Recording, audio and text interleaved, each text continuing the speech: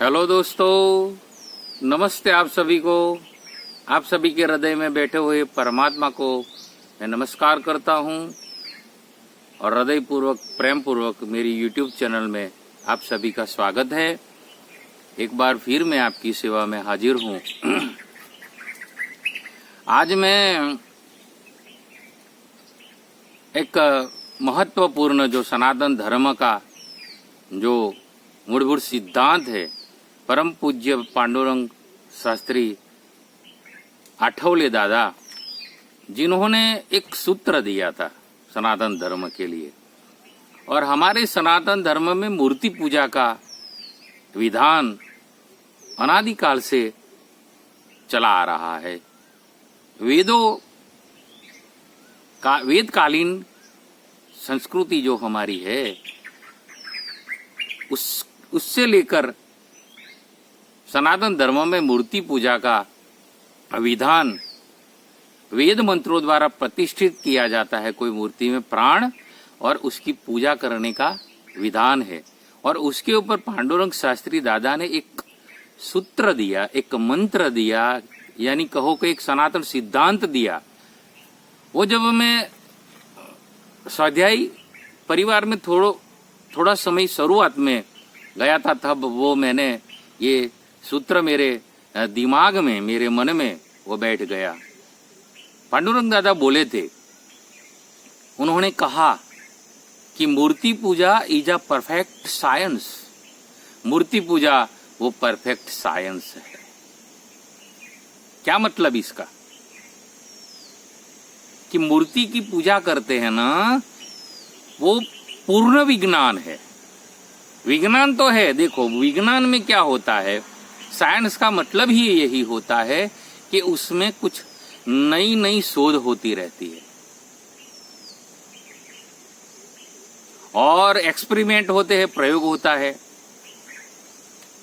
कोई वस्तु को सिद्ध करने के लिए उसका एक्सपेरिमेंट करते हैं और बाद में वो सिद्ध की जाती है कि हाँ ये सत्य वस्तु है, और इसीलिए उसका साइंस में नए नए आविष्कार होते रहते हैं।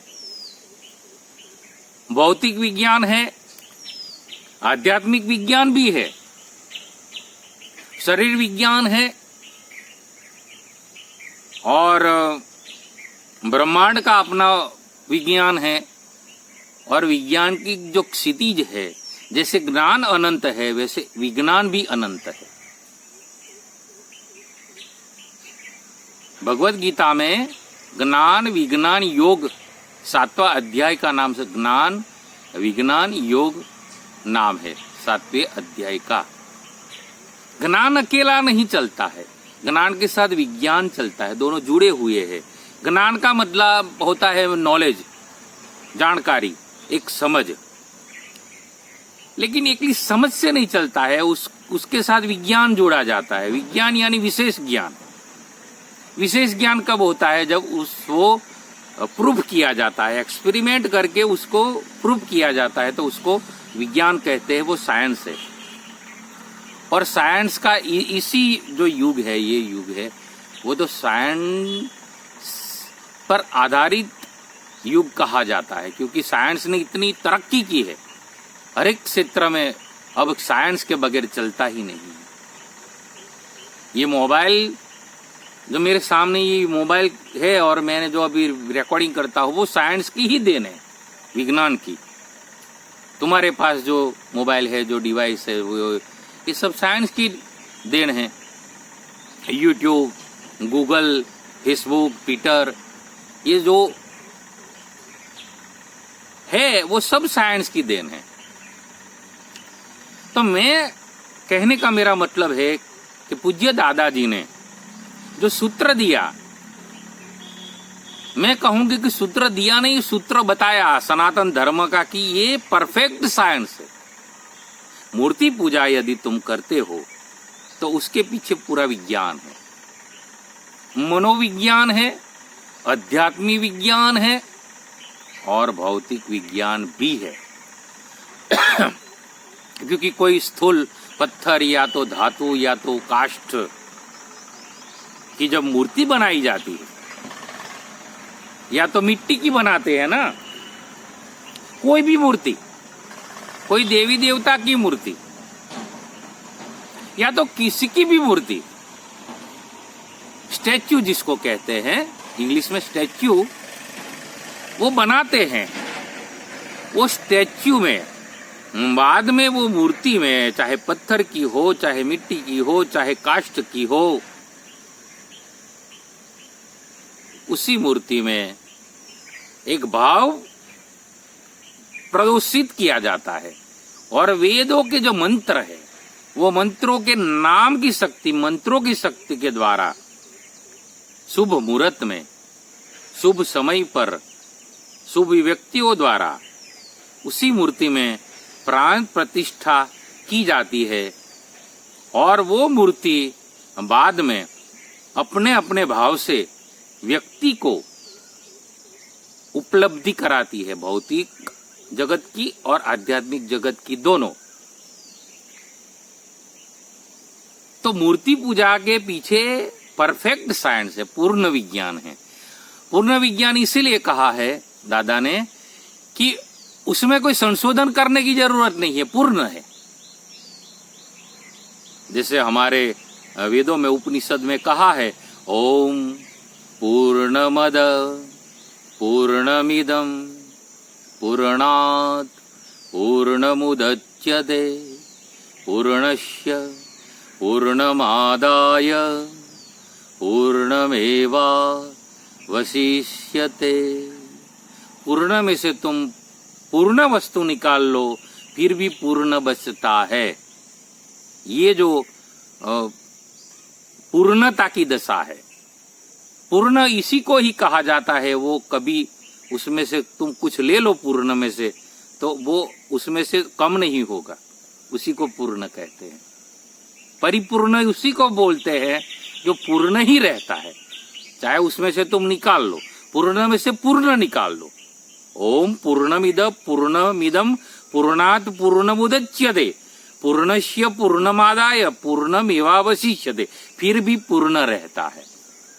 पूर्ण में से पूर्ण निकाल दो, फिर भी पूर्ण रहता है, उसी को पूर्ण कहते हैं, परिपूर्ण कहते हैं। अब परफेक्ट, इंग्लिश में उसको पूर्ण को परफेक्ट कहते हैं। तो पूर्ण विज्ञान कहा है ऋषि मुनियों ने, और दादा ने उसको सिद्ध किया कि ये मूर्ति पूजा परफेक्ट साइंस है। हमारे सनातन धर्म का आधार स्तंभ है मूर्ति पूजा। और मनोविज्ञान भी अभी वो साबित करते हैं कि तुम किसी का ध्यान करते हो, तुम किसी की पूजा करते हो, तो उसी का गुण तुम्हारे में आता है।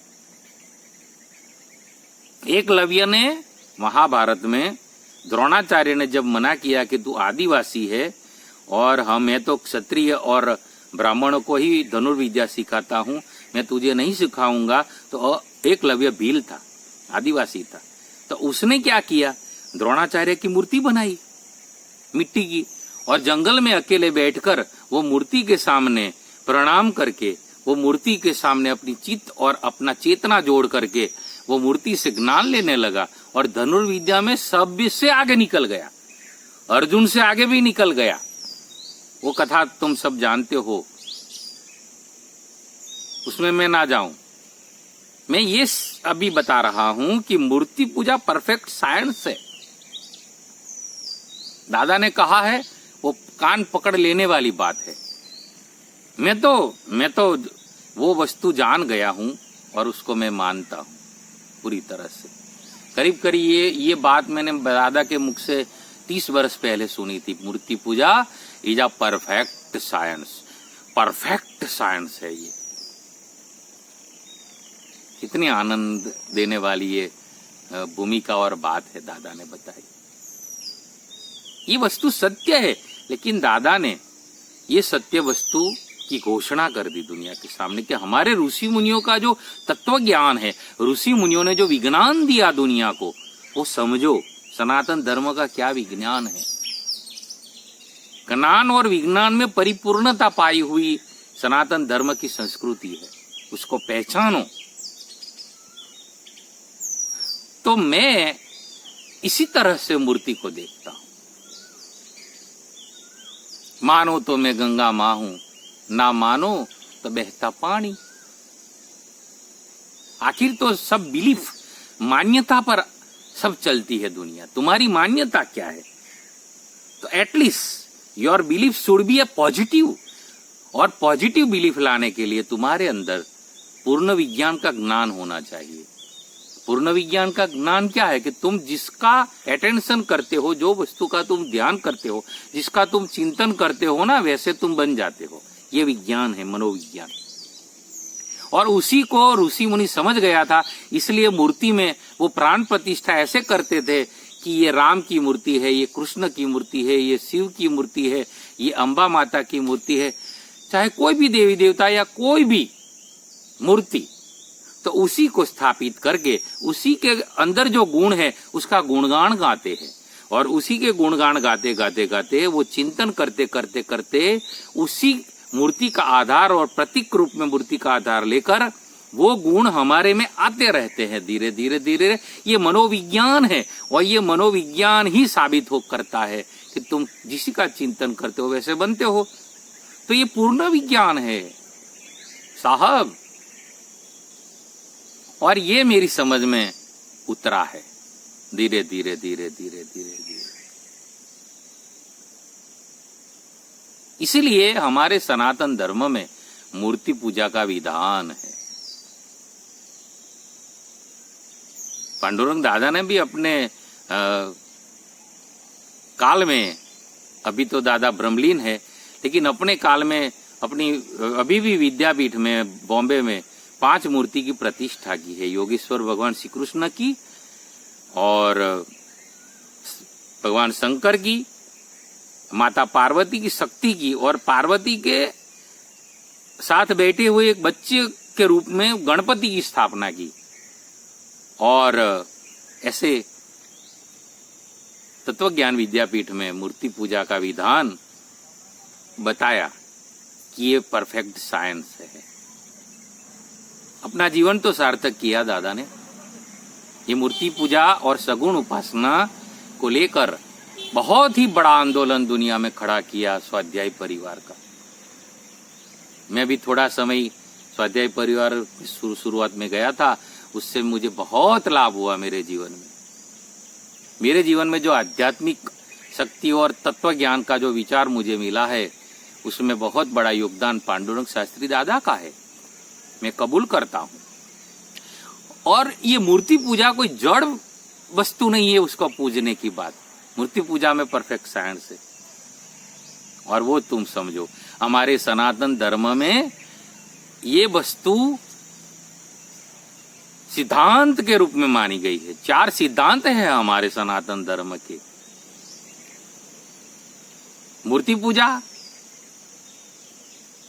शास्त्र का अध्ययन स्वाध्याय,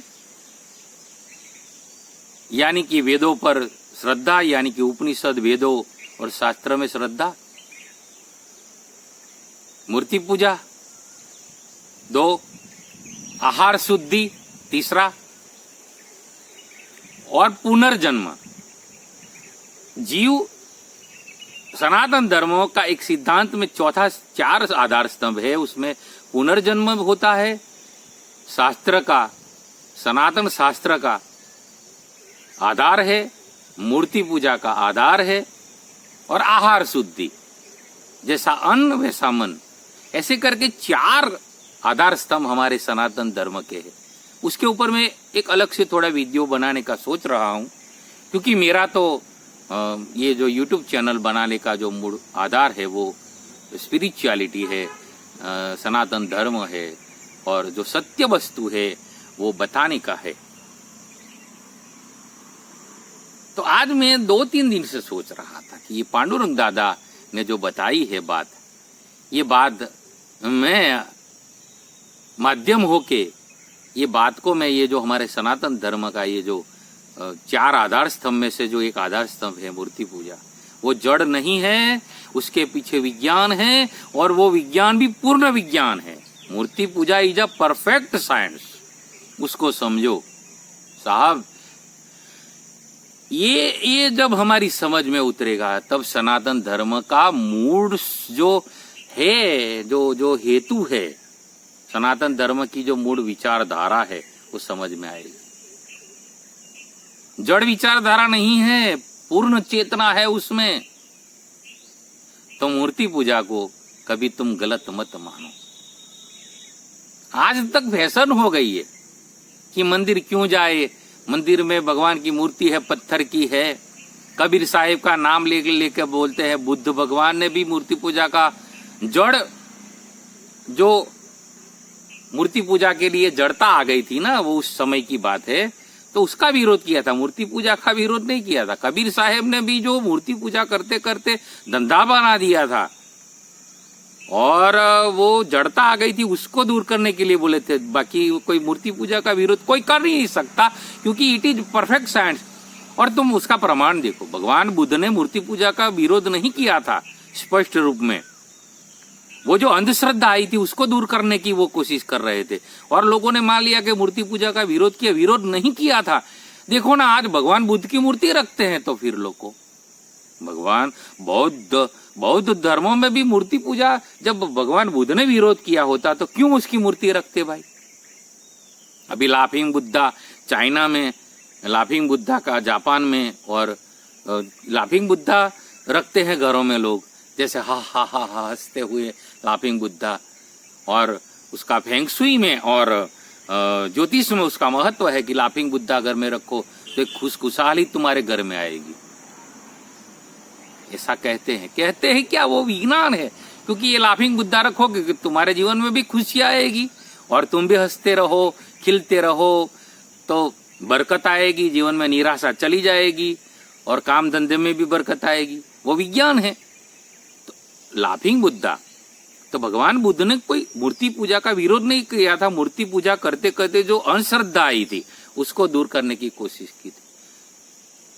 कबीर साहब ने भी मूर्ति पूजा का विरोध नहीं किया है।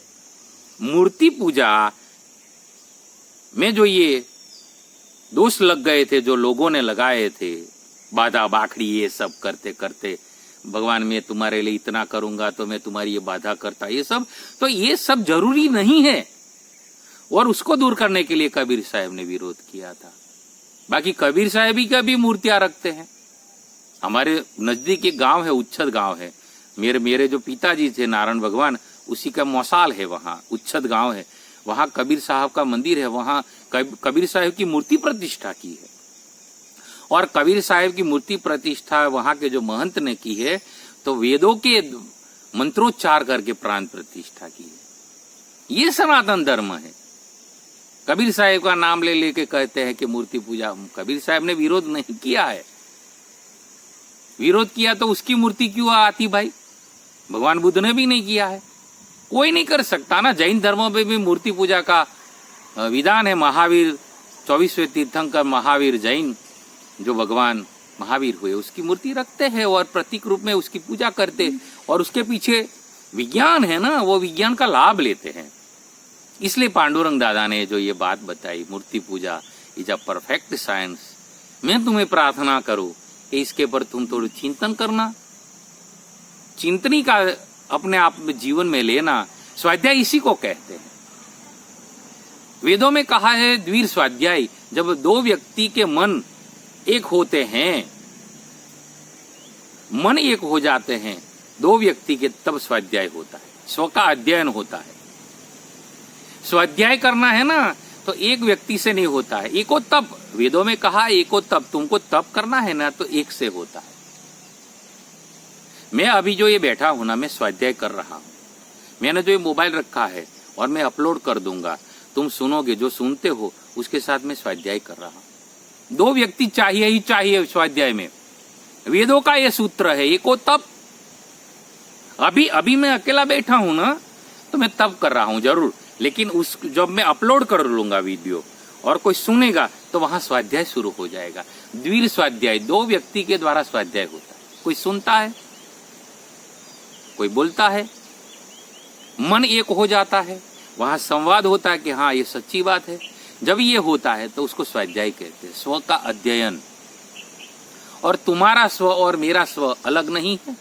स्व यानी आत्मा, ये मेरा आत्मा, तुम्हारा आत्मा अलग नहीं है, दोनों एक ही है।